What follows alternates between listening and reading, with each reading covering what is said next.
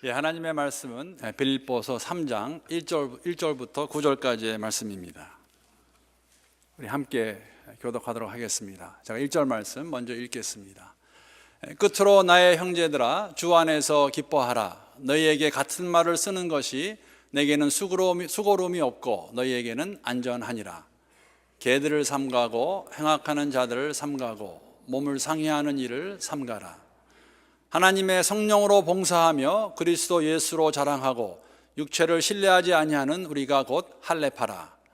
그러나 나도 육체를 신뢰할 만하며 만일 누구든지 다른 이가 육체를 신뢰할 것이 있는 줄로 생각하면 나는 더욱 그러하리니, 나는 8일 만에 할례를 받고 이스라엘 족속이요 베냐민 지파요 히브리인 중에 히브리인이요 율법으로는 바리새인이요 열심으로는 교회를 박해하고 율법의 의로는 흠이 없는 자라. 그러나 무엇이든지 내게 유익하던 것을 내가 그리스도를 위하여 다 해로 여길 뿐더러 또한 모든 것을 해로 여김은 내 주 그리스도 예수를 아는 지식이 가장 고상하기 때문이라. 내가 그를 위하여 모든 것을 잃어버리고 배설물로 여김은 그리스도를 얻고. 우리 함께 읽겠습니다. 그 안에서 발견되려 함이니 내가 가진 의는 율법에서 난 것이 아니요 오직 그리스도를 믿음으로 말미암은 것이니 곧 믿음으로 하나님께로부터 난 의라. 아멘.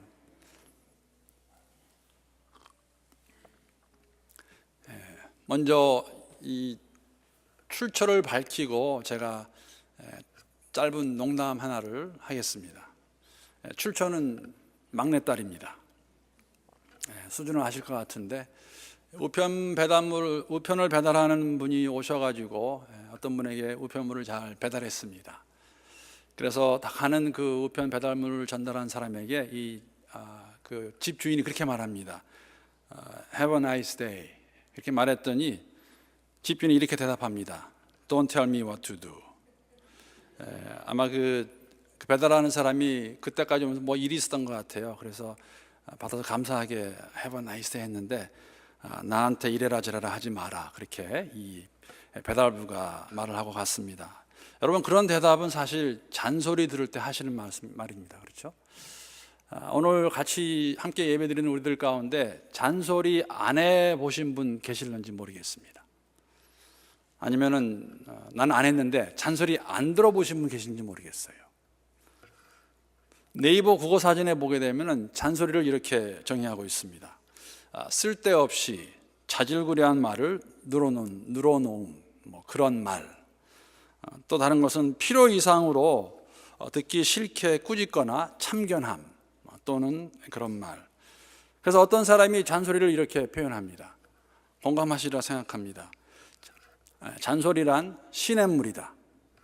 시냇물이 졸졸졸 흐르듯이 잔소리도 한 귀로 듣고 한 귀로 졸졸졸 흘려보내면 스트레스 받지 않고 마음이 편할 것이다. 여러분과 제가 누군가에게 좋은 말이라고 이렇게 말을 해줬는데 듣는 사람이 그거를 잔소리로 들으면 어떻게 될까? 누군가가 우리에게 참 좋은 말이라고 말했는데 그 말이 잔소리로 들릴 수 있다는 것 저희들이 알고 있습니다. 여러분, 본인이 내가 잔소리를 말하고 있는 것인지 아니면 잔소리 듣고 있는 것인지 알 수 있는 방법이 몇 가지 있습니다. 제가 한번 그 스테이트먼을 말씀드릴 테니까 한번 자가 진단해 보시기 바랍니다. 말하는 사람이 내 눈을 보지 않고 말한다. 아니면 듣는 사람이 내 눈을 듣지 않고 듣는다. 그러면 10중 8구는 잔소리입니다. 1분 동안 말하는데 주제가 100가지 된다. 그거 잔소리입니다. 영향력이 전혀 없다. 말하는 사람도 듣는 사람도 습관화되어 가지고 당신은 떠들고 나는 흘려보내고 그러면은 잔소리입니다. 마지막으로 계속 반복한다. 한 말 또 하고 한 말 또 하고 하면은 잔소리가 되겠죠. 사랑하는 성도 여러분, 혹시입니다. 혹시 하나님의 말씀을 우리가 잔소리로 받고 있지 않나, 혹시라고 말씀드렸습니다. 이런 생각을 갖게 되는 이유는 오늘 1절 말씀 보게 되면은 바울의 그 권면의 말씀을 혹시 빌립보의 성도들이 잔소리로 받아들이지 않았을까 하는 생각을 갖게 됩니다. 왜 그러냐면은 1절에 보게 되면은 이렇게 기록하고 있는데, 끝으로 나의 형제들아 주 안에서 기뻐하라. 너희에게 같은 말을 쓰는 것이 내게는 수고로움이 없고 너희에게는 안전하니라. 지금 이 구절을 보게 되면은 사도 바울이 지금 같은 말을 또 쓰는 겁니다.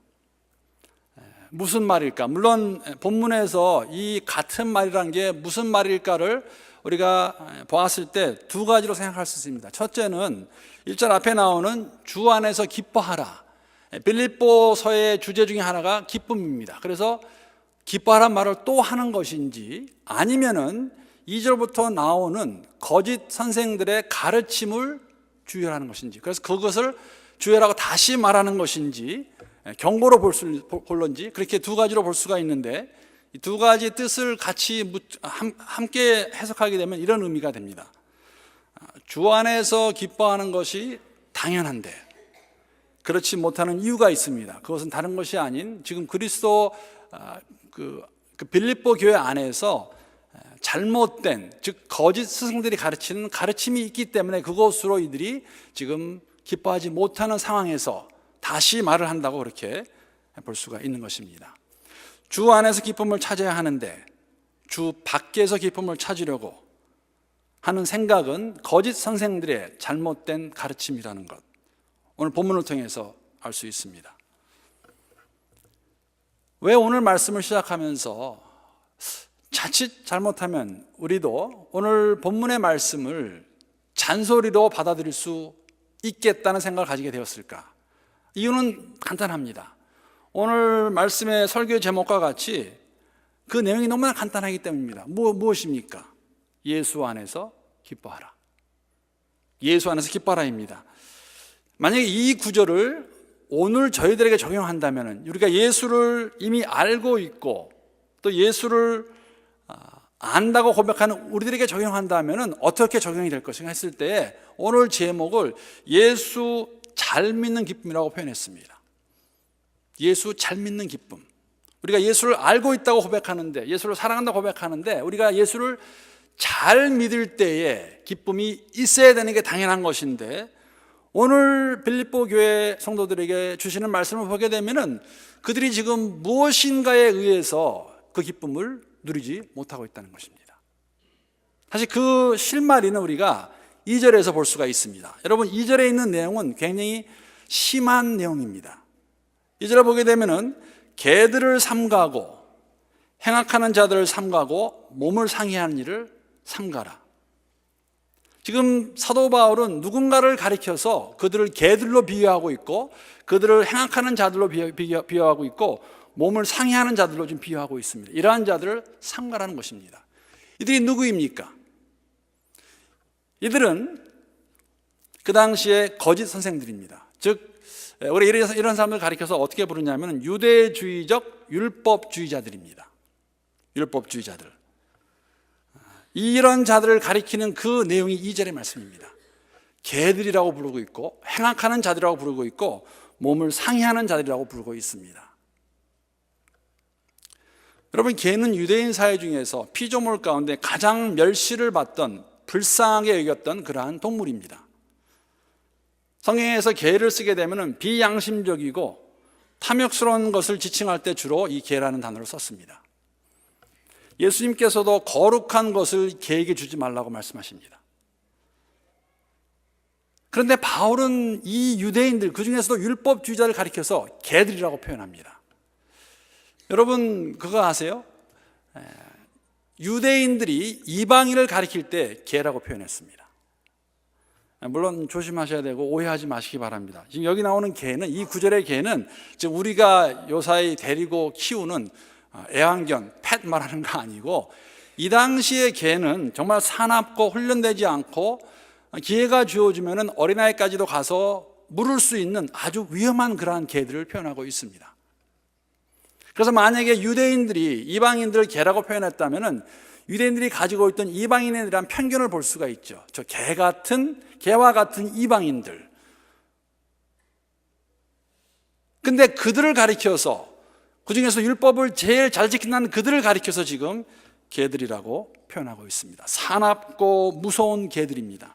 왜 그렇습니까? 그들이 자칫 잘못하면 잘못된 가르침으로 빌립보 교회 성도들을 위험한 길로, 주 안에서 발견한 기쁨을 잃어버리게 할 수 있는 그러한 길로 인도할 수 있기 때문에 그들을 개들로 표현합니다.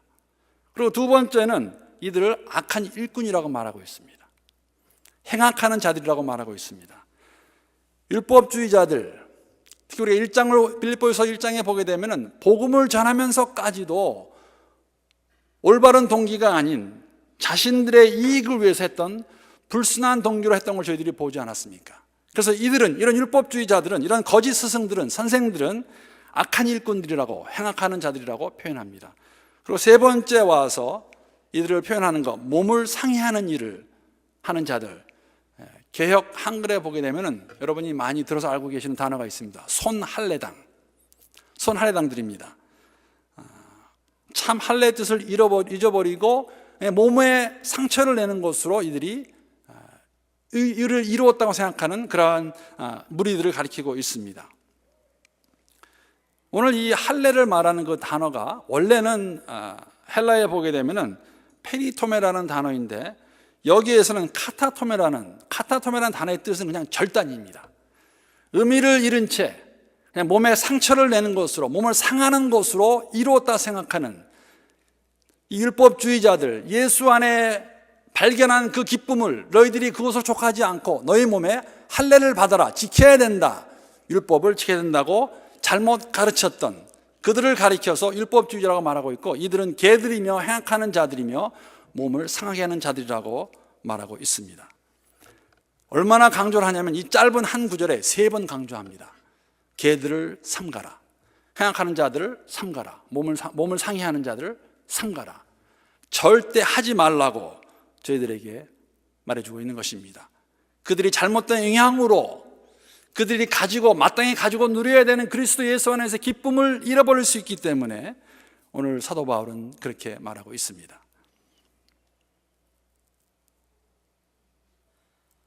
여러분, 사도 바울은 사실 그 누구보다도 왜 이 율법주의가 이러한 행동이 무의미한지 너무나 잘 알고 있는 사람입니다. 왜? 그도 한때는 그 누구와도 비교할 수 없는 완전한 율법주의자였기 때문에. 그런 자신의 모습을 어디서 표현하냐면 오늘 본문에 너무나 잘 나와 있습니다. 본문 4절, 5절, 6절 말씀입니다. 거기에 보게 되면은 그러나 나도 육체를 신뢰할 만하며 만일 누구든지 다른 이가 육체를 신뢰할 것이 있는 줄로 생각하면 나는 더욱 그러하리니, 나는 8일 만에 할례를 받고 이스라엘 족속이요 베냐민 지파요 히브리인 중에 히브리인이요 율법으로는 바리새인이요 열심으로는 교회를 박해하고 율법의 의로는 흠이 없는 자라. 이 뜻은 바울 자신만큼 육신을 자랑할 만한 사람, 내가 율법을 갖고 얘기하기 원하냐? 나만큼 율법 지킨 사람이 있으면은 요새 말로 하면 나와보라 그래라 하고 말하고 있습니다. 8일 만에 할례를 받았습니다. 나면서부터 이스라엘 사람이라는 것이죠. 8일 만에 모든 유대인들이 할례를 받았기 때문에 오늘 말로 하면 출생 성분이 굉장히 좋은 사람이에요. 이스라엘 족속입니다. 부모 두 사람 다 모두가 유대인입니다. 베냐민 지파입니다. 여러분, 베냐민 지파가 어떤 지파인지 아십니까? 이스라엘의 첫째 왕인 사울이 나온 지파입니다. 오늘 말로 하면은 순수 왕족 혈통이에요. 비교할 수 있겠어요? 히브리인 중에 히브리인이요. 히브리인의 모든 관습, 율법을 지켰다는 뜻이죠. 열심으로는 교회를 박해하고, 얼마나 열심으로 율법을 지켰냐면은 율법을 거부하는 예수 그 자를 향해서 그 자를 믿는 자들을 박해하고 죽이기까지 동참했던 그러한 열심이 있었던 자이고, 마지막에 사실 이러한 스테이먼은 누구나 할 수 없는 스테이먼입니다. 율법의 의로는 흠이 없다고 말하고 있습니다. 내가 완전 무결하게 어떻게 보면은 모든 율법을 다 지켰다고 그렇게 고백하고 있는 사도 바울입니다. 종합적으로 말씀을 드리면, 너희가 율법을 나타내고 주장하기 원하냐? 나를 봐라. 나만큼 출신 성분이 좋고 혈통이 좋고 신분이 좋고 율법을 다 지킨 사람이 있느냐? 그런데 이 모든 것은 사실 예수 아닌 기쁨을 누릴 수 있는 다른 도구에 불과하다는 것입니다. 이런 것들로 의를 이룰 수 없고 이런 것들로 우리 기쁨을 나눌 수 없다고, 누릴 수 없다고 사실 사도 바울은 저희들에게 말하고 있습니다. 흥미로운 것은 사도 바울이 이러한 율법을 온전히 지켰을 때에는 기쁨이 없었고 평안이 없었습니다. 그러나 예수를 만나고 난 이후에 그에게는 세상이 줄 수 없는, 율법이 줄 수 없었던 평안이 있었다는 거 우리가 알고 있습니다. 어떻게 알 수 있습니까? 지금 편지를 쓰고 있는 상황을 우리가 기억하고 편지에서 뭐라고 쓰고 있나, 지금 감옥에서 내일을 알지 못하고 죽을 수도 있는 그러한 상황 가운데서도 자기의 일을 생각하지 아니하고 그대의 일을 생각하면서 뭐라고 말합니까? 기뻐하라. 예수 안에서 발견한, 예수 안에서 누리고 있는 그 기쁨을 지금 말하고 있는 것입니다. 그래서 그 예수를 사도 바울이 전했고 그 예수로만 만족하고 그 예수 안에서만 기뻐해야 되는데 지금 빌립보 교회 성도들은 그 무엇인가가 그들의 기쁨을 앗아가고 있습니다. 그것이 다름 아닌 율법입니다. 구약의 것을 지켜야 된다는 것. 안타깝고 불행한 것은 이러한 문제는 초대교회에 있었던 것이 아니라, 예수님 당시에 있었던 것이 아니라 오늘 교회 안에도 우리가 발견할 수 있다는 것입니다. 우리 안에도 율법주의가 있습니다. 예수 외에 그 어떠한 모든 것, 그것을 주장하게 되고 그것이 우리의 판단과 가치관의 잣대가 되면은 그런 것은 다 율법입니다. 제가 중국에 있을 때 경험한 것을 한 가지 나누기 원합니다. 사실은 제가 직접 경험한 것은 아니고 아내가 경험한 것이지만 부부는 일신동체니까 제가 했다고 말해도 될 것 같아요. 옆에서 이렇게 보고 들으면서 제가 이럴 수도 있구나 한 것인데, 사실은 우스운 이야기입니다. 그러나 그거 보면서 생각을 많이 하게 되었습니다. 제가 지난번에도 말씀을 드렸지만은 한국의 교회만큼 장로교가 많은 데가 없다고 말씀을 드렸습니다. 장로교 가운데서도 조금 더 보수적인 장로교가 있고 조금은 더 이렇게 자유적인 장로교가 있다고 이렇게 말들을 합니다. 저희가 경험했던 교제를 깊게 나눴는데 했던 분은 이제 좀 더 보수적인 그런 교단에서 파송받아 오신 선교사님이십니다. 그 교단에서 이제 아마 우리 장로교는 기본적으로 옛날에 많이 이렇게 했었죠. 뭐냐면은 주일 성수라는 게 있습니다. 주일 성수. 주일 성수할 때 한 가지 뭐냐면 주일날은 어디를 가도 안 되고 식당에 가도 안 되고 물건을 살 수가 없습니다. 근데 이분이 이제 거의 중국에 오셨는데 그 아내가 와이프 되시는 분이 주일날 되면은 꼭 저희 집을 찾아오세요. 많이 찾아오셨어요. 그래서 이렇게 들어보면은 이제 제 아내한테 얘기했는데 뭐냐면 아름 엄마 저 파 좀 있어요? 그래서 파 주면 되는 거죠. 또 그 다음 주에 와가지고 혹시 마늘 쓰다 남은 거 있습니까? 그래서 마늘을 줍니다. 그래서 잘 봤더니 그런 거였어요. 우스운 이야기입니다. 성수주일인데 그 앞에 바로 기숙사 앞에 가게가 있는데 그걸 못 가시더라고요. 그래서 이제 저희 집에 와서 그걸 빌려 가십니다. 그래서 제가 그런 생각해 봤습니다. 야, 참 성수주일을 저렇게 하시는구나. 그래서 이제 제가 그분이 속해 있는 교단을 한번 제가 공부를 해봤어요. 어떠한 교단인가. 그런데 그 교단을 알기 위해서는 일제시대로 들어가야 됩니다. 일제시대에 가서 특히 일제시대의 마지막 부분 때 신사참배로 한국 교회가 굉장히 힘들어집니다. 즉 신사참배를 가지고 일본의 천황을 신으로 여길 것인가 안 여길 것인가 해서 한 그룹은 신사참배도 괜찮다 하는 부류가 있었고, 또 한 부류는 안 된다. 내 앞에 다른 신을 섬기지 말라고 그랬는데 그것은 안 된다. 그래서 한 그룹과 안 한 그룹이 두 그룹이 있었습니다. 사실 그때는 큰 문제가 없었는데 언제 문제가 생기냐면은 해방이 되고 난 다음에 이제 어려움이 생깁니다. 이 문제를 어떻게 해결할 것인가. 저는 한 분과 안 한 분을 두둔하고 맞고 틀리고를 떠나서 그 함께 있던 교단을 떠나가지고 새로운 교단을 만드신 분들에게는 아픔이 많으세요. 사실 그분들 이야기를 들어보고 역사를 보게 되면 꼭 떠나기 원해 떠난 것은 아닙니다. 사실 만약에 신사참배를 했던 분들이 진정한 회개가 있었다면, 철저한 회개가 있었다면 그들이 하나가 될 수 없었을까. 떠난 분들도 그것을 정죄했던 건 아니었던 것 같아요. 잘못된 건 잘못으로 알고 죄를 회개되지 않느냐 했는데 그러한 모습을 보지 못할 적에 자의반 타의반에 의해서 그분들이 떠나서 이러한 교단을 만들었습니다. 그런데 성수주일이라는 것을 하면서 거기에 나열되어 있는 내용들을 보았을 때에는 사실 그것을 우리가 어떻게 받아들여야 될 것인가. 물론 그걸 하시는 분들은 본인만 그것을 잘 지키시면 좋을 수 있지만 보통 사람은 내가 잘하면 다른 사람도 그렇게 하기를 바라든지 그것을 강요할 수 있는 부분들이 있기 때문에 만약에 그것이 강요가 되면 여러분 그것은 율법주의입니다. 왜냐하면 예수 외에 그 어떠한 모든 것은 예수 외에 더해주는 모든 것은 다 율법이 될 수 있는 것입니다. 오늘 빌립보교회 성도들도 예수 안에서 기뻐해야 되는데 예수만으로 기뻐해야 되는데 이런 잘못된 가르침이 들어와가지고 거짓 스승으로 인해서 지금 이들이 그것 때문에 기쁨을 누리지 못하고 그것에 우왕좌왕하고 지금 미혹에 넘어가고 있는 것을 본문을 통해서 빌립보를 통해서 초대교회 성도들의 모습을 통해서 우리가 볼 수 있는 것입니다. 물론 야고보서의 말씀과 같이 믿음이 있노라 하고 행함이 없는 믿음은 헛것입니다. 우리가 외적으로 보여야 됩니다. 예수님께서도 바리새인들의 외적인 그 율법의 행위를 칭찬하셨습니다. 그러나 그보다 더 중요한 것은 무엇이냐면은 동기입니다. 왜? 무엇을 위해? 우리의 속사람을 보시는 주님을 경외한다면은 보이는 행위에 끝나지 아니하고 우리의 동기부터 우리의 내면의 사람이 변해서 그것을 할 수 있는데 오늘 빌립보교회 성도들에게 있는 문제는 이것이 문제입니다.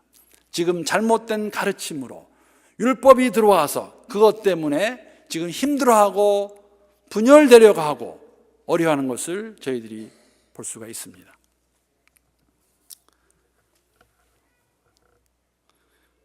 예수님 당시에도 가장 큰 문제 중에 하나였습니다.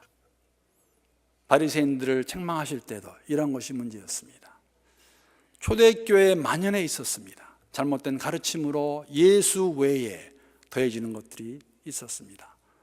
오늘도 자칫 잘못하면 우리 교회 안에도 이러한 것들이 있는 것 아마 부인할 수 있는 사람은 아무도 없으리라 생각합니다. 제가 한두 가지만 예를 드리겠습니다. 제가 이 말씀 드리면서 좀 조심스러워요. 왜냐하면 혹시 여러분들이 제가 이런 사람들을 옹호하는 줄로 오해하실까 조심스럽습니다. 그러나 제가 말씀을 드리겠습니다. 여러분, 술과 담배 그 자체는 죄가 아닙니다. 담배 핀다고 죄인이라고 말할 수 없어요. 믿음이 성장하면 교회에 와서 술과 담배를 안 할 것입니다. 왜 그런지 아세요? 몸에 이로운 것이 하나도 없기 때문에. 그러나 만약에 우리가 교회를 오라고 그러면서 예수 믿으라고 하면서 당신 예수 믿기 원해요. 그러면은 술, 담배 먼저 끊어야 돼요 하게 되면은 율법입니다. 여러분, 우리가 한국교회가 또 저도 한국교회에서 자랐고 우리가 알고 제일 잘하는 게 우리 한국교회 아닙니까? 이러한 것들은 지금 사실 교회에서 어려움을 많이 주고 있는 문제들의 근본이 되고 있는 것이에요. 내가 무엇인 것을 가지고 말씀에 예수 외에 다른 것을 더해서 구원을 얘기하고 그것으로 기쁨을 얘기한다면 그것은 율법이에요. 예수 안에서 예수만으로만 기뻐할 수 있는 것. 경건의 시간은 꼭 매일같이 20분을 해야 된다. 제가 대학교 때 그렇게 배웠습니다. 제가 내비게이터에 돼 있었는데 일주일 동안 한 생활을 가서 이렇게 같이 나눌 때 아는 거 있으면 얼마나 꾸준함을 받는지 이것도 안 해서 20분 시간 못 내? 좋은 습관입니다. 제가 바란 건 모든 교회, 우리 교회 모든 성도님들이 이러한 좋은 습관을 가지면 좋겠습니다. 정말 권고하고 싶고 정말 도와드리고 싶고 그러나 절대화할 수는 없습니다. 우리가 정말 몸이 안 좋아서 시간이 없어서 못 할 수도 있지요. 하지 못하는 지체들을 그것을 가지고 만약에 판단한다면 저 사람 믿음 있는 건 맞아? 라고 판단하게 되면 자칫 잘못하면 율법으로 변할 수 있습니다. 이러한 것들이 사실 우리의 믿음에 예수 외에 다른 것들이 더해지는 것, 우리에게 주시는 경고의 말씀입니다. 그러면 진정한 할례파는 어떤 사람들입니까? 정말 할례 받은 사람은 어떤 사람들입니까? 사도 바울이 얘기해 주고 있어요. 오늘 3절 말씀 보게 되면은 사실 자신이 과거에 어떤 사람인 것을 말하기 전에 이러한 사람이 진정한 할례파라고, 참 할례파가 있으면 거짓 할례파가 있다는 것이죠. 3절에 보게 되면은 하나님의 영으로 예배하며 그리스도 예수 안에서 자랑하며 육신을 의지하지 않는 우리들이야말로 참으로 할례를 받은 사람입니다. 세 번역입니다. 성령께서 우리를 인도하시면 우리가 육신의 것들을 자랑하지 않을 것입니다. 내가 잘한다고 생각하는 것, 내가 갖고 있다고 생각하는 것, 내가 이렇다고 생각하는 것, 이런 것들 다 배설물 여길 겁니다. 예수 안에서만, 예수만을 자랑할 수 있는 그러한 사람들이 마음의 할례를 받은 참 할례파라고 본문은 저희들에게 말하고 있습니다. 이러한 모습이 그때만 있었다고 말할 사람이 누가 있습니까? 2000년 지나오면서 우리가 자칫 잘못하면 똑같은 아니면 비슷한 길을 걸어갈 수 있기 때문에 오늘 이 아침에도 우리에게 주시는 경고의 말씀을 듣고 우리가 주 안에서만 기뻐할 수 있는, 주님만으로만 기뻐할 수 있는, 그래서 사도 바울은 사실 그럼 어떻게 하는 것이, 어떻게 믿는 것이 예수를 참 잘 믿는 것인가에 대해서 그 방법도 저희들에게 말씀해 주고 있습니다. 오늘 본문 7절, 8절, 9절 보게 되면은 그 방법이 나옵니다. 그러나 무엇이든지 내게 유익하던 것을 내가 그리스도를 위하여 다 해로 여길 뿐더러 또한 모든 것을 해로 여김은 내 주 그리스도 예수를 아는 지식이 가장 고상하기 때문이라. 내가 그를 위하여 모든 것을 잃어버리고 배설물로 여김은 그리스도를 얻고 그 안에서 발견되려 함이니 내가 가진 의는 율법에서 난 것이 아니요 오직 그리스도를 믿음으로 말미암은 것이니 곧 믿음으로 하나님께로부터 난 의로다. 성령께서 인도하셔서 예배하는 가운데 예수 안에 자랑하는 것은 무엇인지 아십니까? 예수 안에 자랑할 수 있는 것은 오직 한 가지 있습니다. 그것은 무엇이냐면 다른 것이 아니라 내가 스스로 이룰 수 있는 의가 하나도 없다는 것이에요. 내 스스로가 이룰 수 있는 의는 하나도 없다. 우리의 처음도, 우리의 지금도, 그리고 마지막까지 믿음으로 지킬 수 있는 오직 유일한 방법은 이 말씀입니다. 이 깨달음이에요. 내가 내 스스로 이룰 수 있는 의는 하나도 없다입니다. 내가 뭘 좀 잘한다고, 내가 좀 낫다고 하는 것, 그것에 의지하게 되면은, 조금이라도 자랑하게 되면 그것은 다 내가 이룬 의가 됩니다. 내가 저 사람보다 기도를 좀 더 많이 하고, 내가 또 봉사도 많이 하고, 내가 헌금도 많이 하고 라는 생각이 들어가게 되면은 그것은 내가 이룬 의가 되는 것입니다. 그 의가 들어가게 되면은 우리는 예수 외에 다른 것들로 기쁨을 누리려고 할 것입니다. 철저하게 우리가 깨닫고 기억하셔야 돼요. 내가 이룰 수 있는 의는 하나도 없는데 하나도 없다입니다. 그래야만 여러분 예수를 알아가는 그것이 가장 고귀한 것임을 알 수 있지 않겠습니까? 복음서에 보게 되면은 그 비유가 나오죠. 어떤 사람이 밭에 보물이 있는 것을 발견합니다. 그래서 집에 돌아가서 모든 것을 다 팔아가지고 돌아와서 그 밭을 삽니다. 왜? 그 밭에 보물이 숨겨져 있기 때문에. 어떤 상인이, 또 다른 비유입니다. 값진 진주를 발견하고 난 다음에 돌아가서 자기의 모든 것을 팔아가지고 돌아와서 그 진주를 삽니다. 왜? 그 진주가 참 보배이기 때문에. 예수를 알아가는 지식이 가장 고상하다고 말하고 있습니다. 가장 좋은 보물이에요.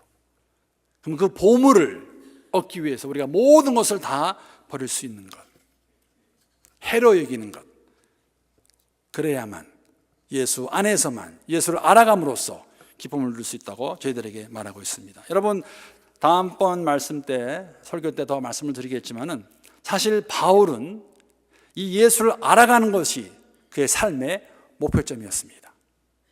그래서 그것을 위해서, 그것으로 목표를 잡아놓고 모든 것은 다 뒤에 잊어버리고 그 표대를 향해 달려간다고 말하고 있습니다. 여러분과 저에게도 이것이, 예수를 알아가는 것이 인생의 목표점, 표대가 될 수 있기를 기도합니다. 이러한 자세와 생각이 있을 때에만 즉 이러한 목표점이 있을 때만, 예수를 알아가는 것이 가장 내 삶의 귀한 보배인 것을 알 때에만 모든 것을 다 해로 여기고, 좀 더 구체적으로 표현하면 뭐라고 말합니까? 다 배설물로 여기겠다고 합니다. 여러분, 배설물 뭔지 아시잖아요. 뭐 여러 가지로 표현할 수 있겠지만은 어떨 때는 그냥 한마디로 딱 하기 좋죠. 배설물, 똥입니다. 다 똥으로 여기겠다는 거예요. 다 쓸데없는 거, 다 필요 없는 거. 왜? 참 보배를 발견했기 때문에, 예수를 알아가는 그 고귀함을, 고상함을 알기 때문에 그것을 위해서 모든 것, 사도 바울이 가지고 있었던 자신의 신분, 혈통, 율법주의, 이런 모든 것 다 배설물로 여기고 그 목표를 향해서, 예수 더 알아가는 것을 향해서 달려가겠다고 그렇게 말하고 있습니다. 1절 말씀은 오늘 저희들에게 주시는 동일한 하나님의 말씀입니다. 아마 오늘 우리가 이 말씀을 들을 때 우리가 이러한 것이 사도 바울이 빌립보 교회 성도들에게 말하면서 수고스럽지 않다고 말했던 것 같이, 아마 오늘 우리가 받아들일 때에도 이걸 잔소리로 받지 않고 정말 하나님의 말씀으로서 우리가 예수 안에서 이런 기쁨을 누릴 수 있는가. 끝으로 나의 형제들아, 주 안에서 기뻐하라. 너에게 같은 말을 쓰는 것이 내게는 수고로움이 없고 너에게는 안전하니라. 여러분, 예수 안에서 기뻐하시기 바랍니다. 예수만으로만 기뻐하시기 바랍니다. 우리가 그것이 목표점이 되어서 그 어떠한 것도, 이 땅의 그 어떠한 것도 우리의 기쁨을 앗아가지 못하도록 우리가 가드하셔야 돼요. 우리가 정말 보호하고 방어하셔야 됩니다. 예수 외에 다른 것들이 내게 기쁨을 준다고 말하게 되면 아니라고 말씀하셔야 돼요. 예수만 알아가는, 예수 안에서만 기쁨을 누릴 수 있는, 그러기에 모든 것을 다 배설물로 이룰 수 있는, 그것을 한마디로 표현하면 예수 잘 믿는 기쁨 누릴 수 있는 우리 개개인과 우리 교회가 될 수 있기를 축복합니다. 기도하시겠습니다. 하나님, 감사합니다. 오늘도 살아 저희들에게 말씀하시는 주의 음성을 들으며 우리가 이 땅에서 그리스도 예수를 통하여 하나님을 알게 되었고 하나님을 아바 아버지라 부르며 살아가고 있는데, 예수 잘 믿는 기쁨으로 하나님 믿음의 여정 걸어갈 수 있는 우리 모두가 될 수 있도록 은혜를 더하시고 함께 하시기를 간구합니다. 하나님, 감사합니다. 함께 하시기에 일이 가능하고 주 안에서, 주님만으로만, 주 안에서만 기뻐하는 우리 교회가 될 수 있도록 하나님 은혜를 더하여 주시옵소서. 예수님의 이름으로 기도합니다. 아멘.